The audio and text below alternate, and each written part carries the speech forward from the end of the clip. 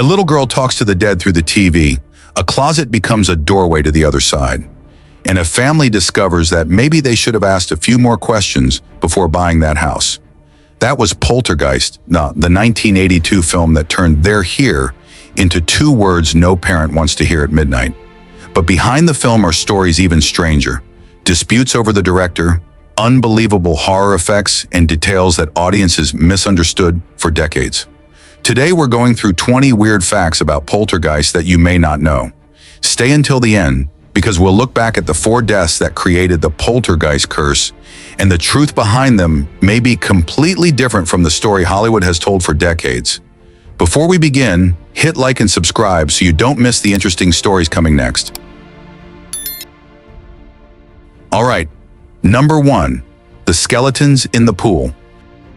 Diane Freeling is pulled into a half-dug swimming pool filled with mud, then surfaces among skeletons crawling out of the soft earth around her. But there is one detail more terrifying than the scene itself. Those skeletons were not props. They were real. Effects artist Craig Reardon ordered them from a biological supply catalog, the same kind of skeletons that were once hung in laboratories and anatomy classrooms. The reason sounds even harder to believe. In 1981, buying real human bones was actually cheaper than making fake skeletons of sufficient quality, 13 of them to be exact.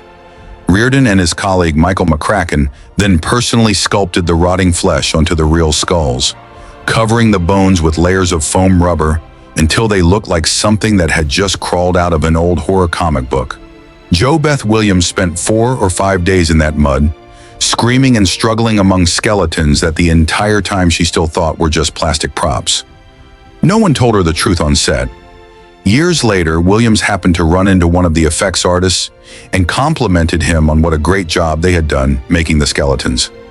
The man simply told her that no one had made them, and the uneasy feeling did not end when filming was over.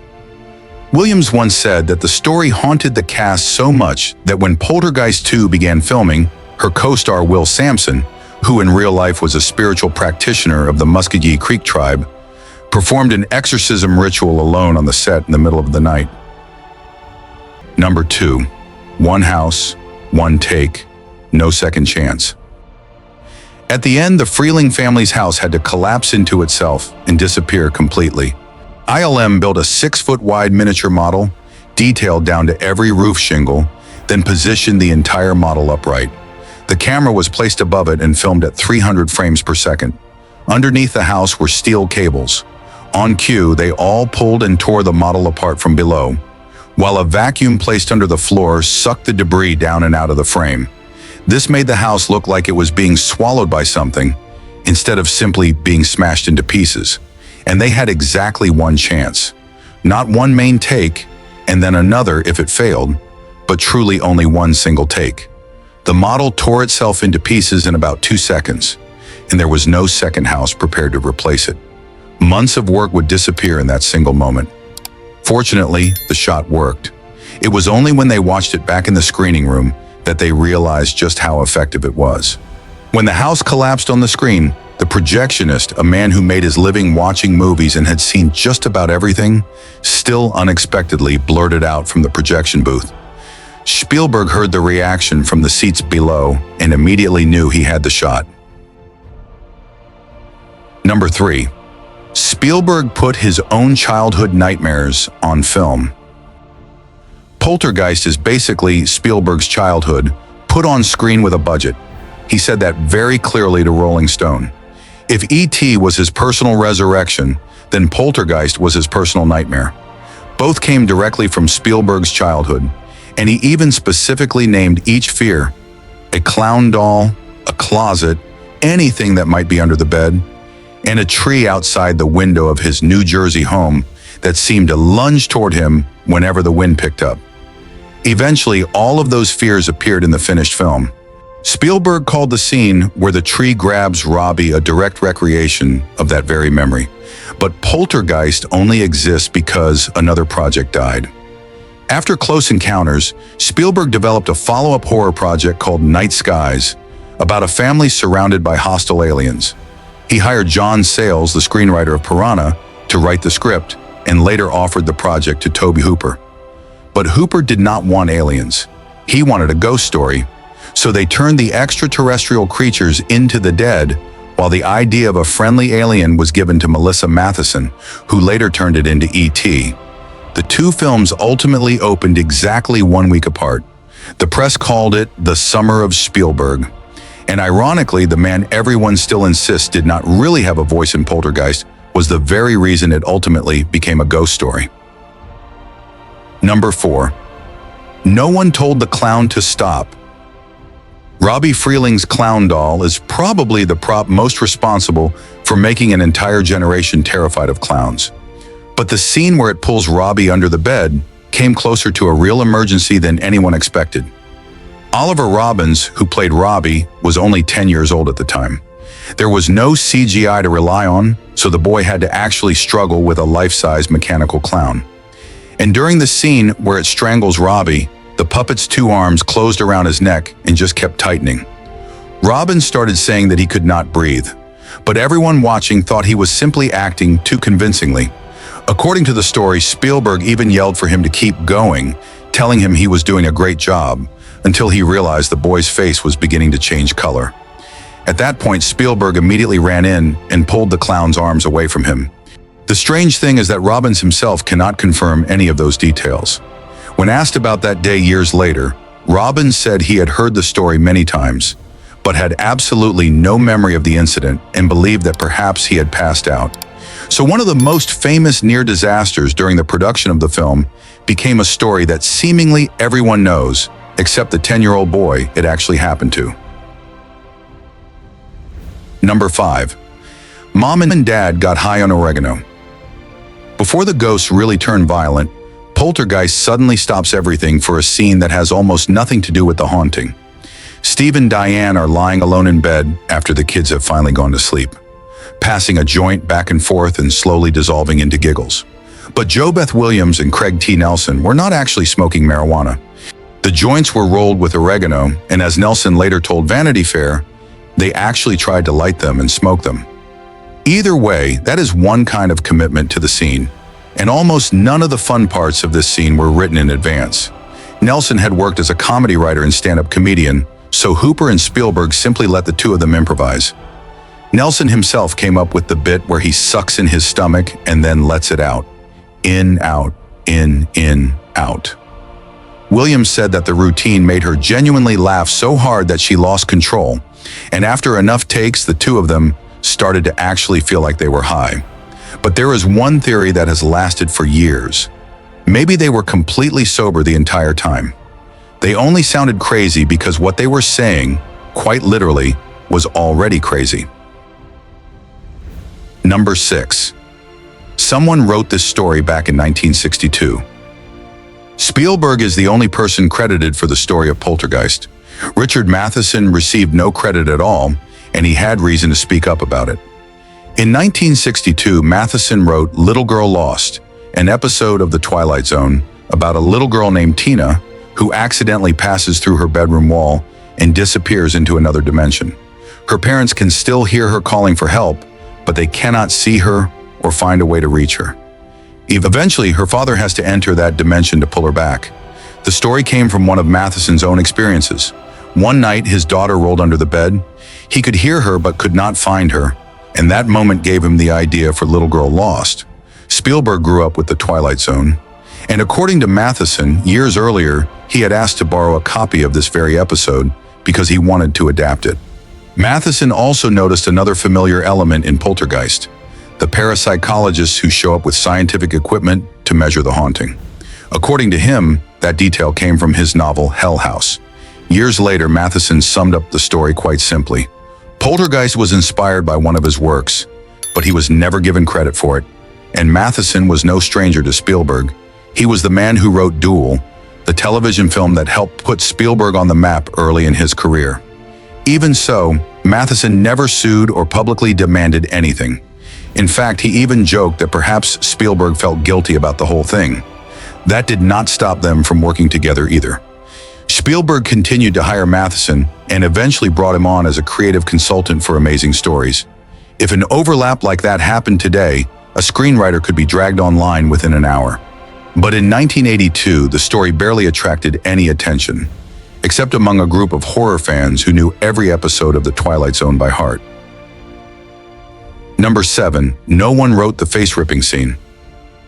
The scene where Marty looks into the bathroom mirror and hallucinates that he is tearing his own face apart is one of the scares this movie is remembered for.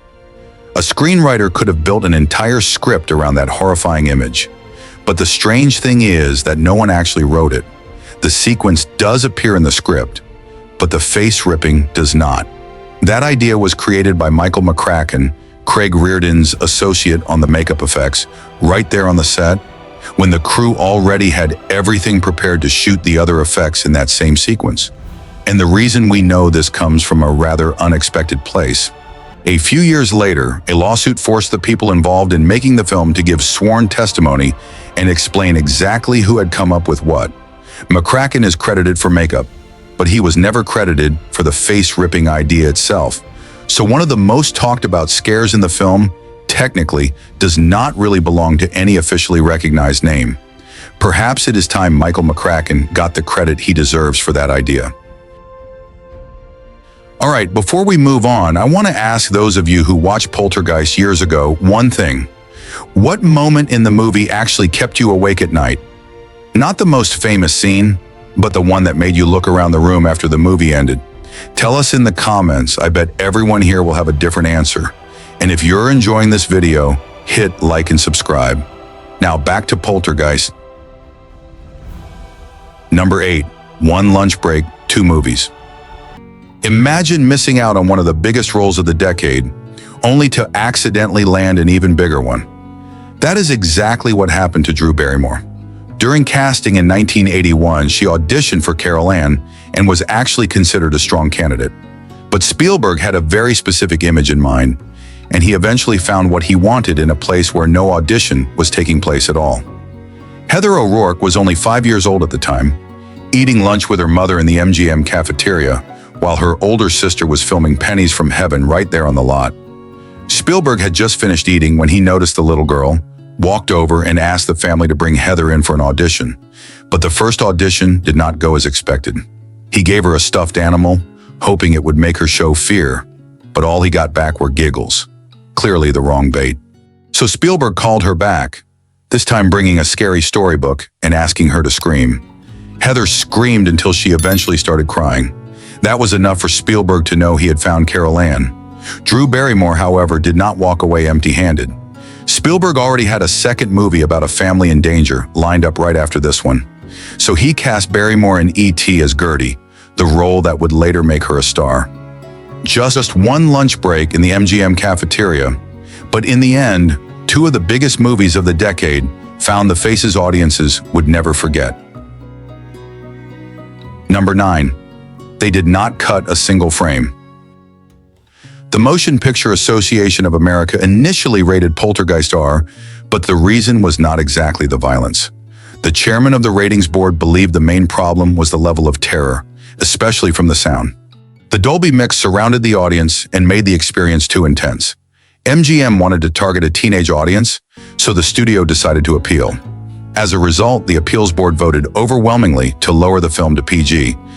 What is remarkable is that not a single frame was removed, no scene was shortened or toned down. An R-rated horror movie became PG after a single vote. But the battle was not over yet. One day before the film was released, the Dallas Motion Picture Classification Board filed a lawsuit to stop Poltergeist from playing in local theaters, arguing that it was inappropriate for anyone under 16. MGM countersued, continued promoting the film, and still showed it in 7 Dallas theaters. During the hearing, members of the jury compared the scene where Marty tears his own face apart to the face-melting scene at the end of Raiders of the Lost Ark, a film the Dallas board itself had given a PG rating just 1 year earlier. And that was another Spielberg film. In the end, Dallas had to back down. 2 years later, the MPAA created the PG-13 rating. 3 films often credited with helping force them to do it are Poltergeist, Temple of Doom, and Gremlins. Spielberg directed 1 and produced the other 2. Number 10. 2 truths hidden in one scene. Marty stands in the bathroom and tears his own face apart in front of the mirror. This is probably the most stomach-turning scene in Poltergeist. For more than 40 years, it has been talked about, clipped out, and used as one of the reasons people argue that this movie should never have been rated PG. But that scene hides two truths. The first one you have already heard: no one wrote the face-ripping scene. Michael McCracken came up with it right there on the set, while the crew was preparing to shoot other effects. We only know this because a later lawsuit forced him to testify under oath.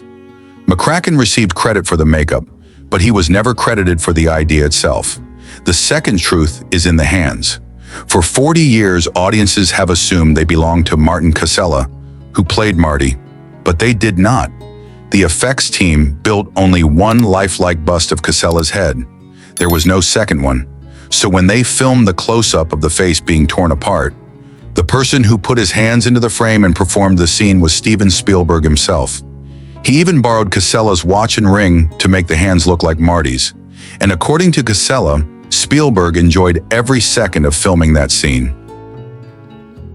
Number 11. Whose movie is this after all? On May 24, 1982, the Los Angeles Times published an article openly asking the question, who actually directed Poltergeist? What makes it remarkable is that the movie had not even been released yet. In the article, Spielberg described Hooper as someone who did not have a take-charge personality, often simply nodding in agreement, while Spielberg stepped in with answers whenever a quick decision had to be made. Co-producer Frank Marshall was even more direct. Steven was the creative force, while Tobe was the director and was there every day. Spielberg designed all the storyboards and was also there every day, except for 3 days when he was in Hawaii with George Lucas. Those were extraordinary things to say publicly about the movie's own director before its premiere. The Directors Guild then opened an official investigation to determine whether Hooper's credit had been diminished. Hooper kept his title as director, but the Guild concluded that MGM's promotion had treated him unfairly by making Spielberg's name more prominent than the man who actually directed the film. MGM was ordered to pay Hooper $15,000. 2 days before the movie opened, Spielberg wrote a letter to Hooper, blaming the press for misinterpreting their collaboration. Trade newspapers published that letter that same week. But Zelda Rubenstein, who was actually on the set, later told a different version. According to her, Spielberg directed all 6 days she worked. Hooper set up the shots while Spielberg made adjustments to them. An official investigation, a ruling, $15,000 in compensation, and a public letter. More than 40 years later, people still cannot agree on the answer. Whose movie was Poltergeist really? Number 12. Stephen King was on a ship. Spielberg wanted Stephen King to help write this movie. The only problem was that he could not reach King. While developing Poltergeist, Spielberg approached the biggest name in horror, hoping King would help him develop the screenplay. King was actually interested. The only problem was that at the time, he was on a ship crossing the Atlantic to England. No internet, no cell service. Man, cell phones were not even common back then. There was only a slow-moving ship in the middle of the ocean and a filmmaker waiting for an answer. By the time King received the message and responded, Spielberg had already moved on to another option, bringing in Michael Grace and Mark Victor to write the screenplay with him. Decades later, both Spielberg and King told almost exactly the same story, and neither blamed the other. Just a breakdown in communication. That was it. The two have still never actually worked together, but not because they did not want to. In 1982, Spielberg asked Universal to buy the rights to King's novel, The Talisman, specifically for him, even before the book was published. He has held those rights ever since, and every few years mentions that he still hopes to adapt the work someday. Two giants of American entertainment, but the closest they ever came to a collaboration was separated by nothing more than a ship in the middle of the Atlantic. Number 13, 67 similarities. A few months after Poltergeist became a hit, actor-turned-screenwriter Paul Clemens and his partner, Bennett Michael Yellen, filed a $37 million lawsuit. They claimed the core idea of the movie had been taken from their treatment Housebound, which was registered with the Writers Guild in September 1979. Their story also centered on a family trapped inside a strange house. The house swallows the youngest daughter and hides her inside, while her cries for help can still be heard coming from somewhere behind the walls. Their agent said he had sent the treatment to Spielberg's office in January 1980 when Amblin was operating on the MGM lot. The two writers pointed to a long list of similar details: a killer tree, an opening like a dripping flesh throat, and dead bodies rising from the ground beneath the house. Their lawyer counted a total of 67 similarities. But the lawsuit began to fall apart when Spielberg's office insisted it had never received the treatment. No one could prove the document had been delivered. The agent remembered sending it but could not remember how or when. His secretary did not remember it. The records contained no copy, the messengers gave conflicting testimony, and there was no receipt. In the end, the judge ruled that this evidence could not be presented to the jury, and the two sides reached a settlement just 3 days before the trial. But the 4 years of the case left behind something else. Under oath, the crew was forced to explain exactly how Poltergeist had been made. The real skeletons, the person who actually came up with the face-ripping scene, and almost everything you have heard tonight that no one was ever supposed to know, ended up preserved in the record. All because two screenwriters most people had never heard of sued Steven Spielberg and lost. Number 14, 6 days on set for an award.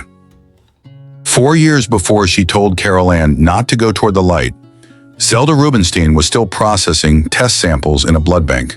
She had a degree in bacteriology and had spent years working as a medical laboratory technician. But at the age of 45, Rubenstein decided she needed to do something more creative with her life, so she enrolled in an acting class. Her first movie role was only a small part in the 1981 comedy Under the Rainbow. That movie helped Rubenstein get noticed because Tangina had been written for an actress of short stature. Spielberg explained that he liked the idea of showing that a person's physical size had nothing to do with their strength. So at the age of 49, standing 4 feet 3 inches tall and appearing in only the second movie of her career, Rubenstein completed all of her scenes in just 6 days, but she nearly took over the movie. Pauline Kael thought Poltergeist was a mess, but an entertaining one, while specifically praising Rubenstein. Tangina breathes life into the movie and carries long stretches of it. The Los Angeles Times called Tangina the most distinctive character in the film, and Rubenstein won a Saturn Award for the role. Just 6 days on set, but she overshadowed people who had been there for months. Number 15, 4 deaths, no curse. The so-called Poltergeist curse is often linked to 4 deaths connected to the trilogy within 6 years. But the people close to them have spent decades correcting the truth, rather than turning those tragedies into a sensational story. Dominique Dunne, who played the oldest daughter Dana, was only 22 when she was murdered by her former boyfriend at her home in October 1982, just a few months after the movie was released. He was convicted of voluntary manslaughter and was released from prison less than 4 years later. Julian Beck, Reverend Kane in Poltergeist 2, died of stomach cancer in 1985 at the age of 60. He already knew he had the disease before taking the role. Will Sampson, who also appeared in that movie, died in 1987 at the age of 53 from complications following surgery for a degenerative illness he had lived with for many years. And Heather O'Rourke was only 12 years old when she died in February 1988. She was initially misdiagnosed with Crohn's disease, while the actual cause was a congenital intestinal abnormality that had not been detected in time.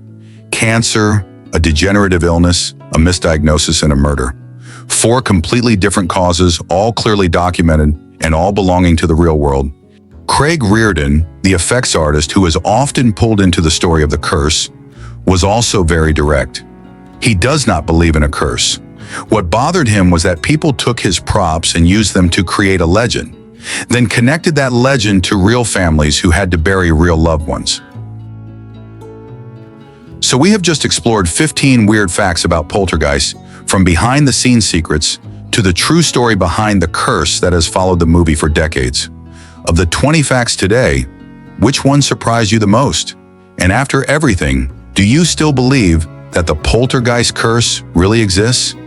Share your thoughts in the comments.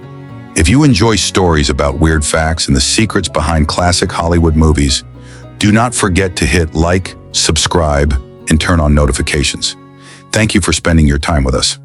Wishing you good health, lots of happiness, and we will see you in the next video. And tonight, if the TV turns on by itself, Maybe it is best not to ask who is there.